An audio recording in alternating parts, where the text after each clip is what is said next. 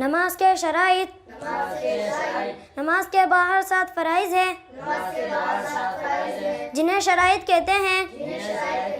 Number 1, बदन का पाक होना। नंबर 2, कपड़ों का पाक होना। नंबर 3, सतर का छुपाना। नंबर 4, जगह का पाक होना। नंबर 5, नमाज का वक्त होना। नंबर 6, किबले की तरफ रुख करना। नंबर 7, नियत करना। नमाज के शराइत। नमाज के बाहर 7 फ़राइज़ हैं जिन्हें शराइत कहते हैं। नंबर 1, बदन का पाक होना। नंबर 2, कपड़ों का पाक होना।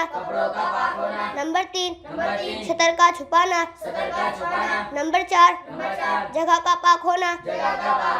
नंबर 5, नमाज का वक्त होना।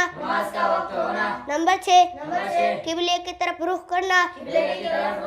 नंबर 7, नियत करना।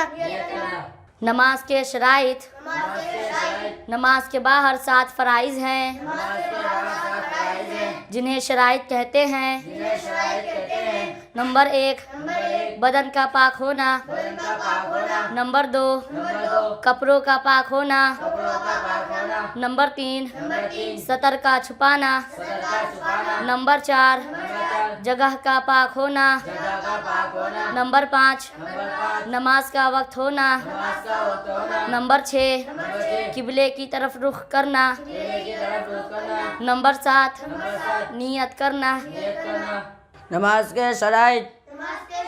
नमाज के बाहर 7 फ़राइज़ हैं जिन्हें शराइत कहते हैं।